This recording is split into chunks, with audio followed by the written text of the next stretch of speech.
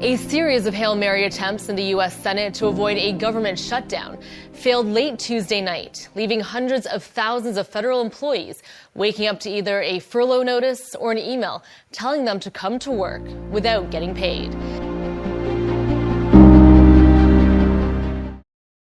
The government is shutting down. So now what? And just how bad will it be for so many Americans who either work for the federal government or rely on government services? With no end in sight to the government shutdown, the Trump administration is warning it could begin firing federal workers as soon as today. Senator Ted Cruz welcomes the idea of using the shutdown to downsize the federal bureaucracy.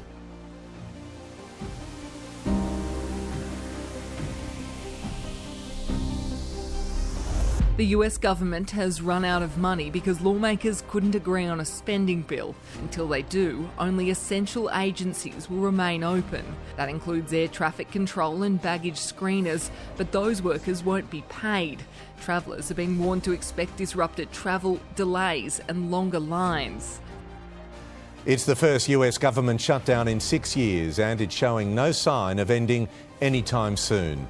Hundreds of thousands of US federal workers have been told to stay at home. Ordinary steps, especially the longer this goes on. The White House is also targeting Democratic states with a wave of cuts to federal projects. The cuts will impact 16 states, including $18 billion for infrastructure projects in New York and nearly $8 billion for energy programs. At the core of the government shutdown fight is a demand from Democrats who refuse to support a spending bill unless it includes a reversal of cuts to Medicaid and an extension of Obamacare subsidies to prevent millions of Americans' health care premiums from going up.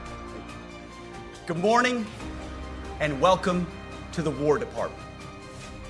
Because the era of the Department of Defense is over. You see, the motto of my first platoon was those who long for peace must prepare for war. This is, of course, not a new idea. This crowd knows that. The origin dates to the 4th century Rome and has been repeated ever since, including by our first commander-in-chief, George Washington, the first leader of the War Department. It captures a simple yet profound truth. To ensure peace, we must prepare for war. From this moment forward, the only mission of the newly restored Department of War is this: warfighting. Preparing for war and preparing to win. Unrelenting and uncompromising in that pursuit. Not because we want war, no one here wants war. But it's because we love peace. We love peace for our fellow citizens. They deserve peace, and they rightfully expect us to deliver it. Our number one job, of course, is to be strong so that we can prevent war in the first place. The president talks about it all the time. It's called peace through strength. And as history teaches us, the only people who actually deserve peace are those who are willing to wage war to defend it. That's why pacifism is so naive and dangerous. It ignores human nature and it ignores human history. Either you protect your people and your sovereignty, or you will be subservient to something or someone. It's a truth as old as time.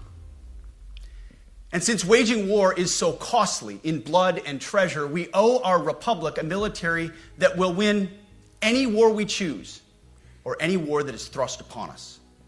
Should our enemies choose foolishly to challenge us, they will be crushed by the violence, precision, and ferocity of the War Department. In other words, to our enemies, F-A-F-O. If necessary, our troops can translate that for you. Another way to put it is peace through strength, brought to you by the warrior ethos. And we are restoring both. As President Trump has said, and he's right, we have the strongest, most powerful, most lethal, and most prepared military on the planet. That is true, full stop. Nobody can touch us. It's not even close. This is true largely because of the historic investments that he made in his first term, and we will continue in this term.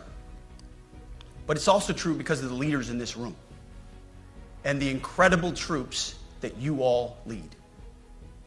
But the world, and as the chairman mentioned, our enemies get a vote. You feel it, I feel it. This is a moment of urgency, mounting urgency.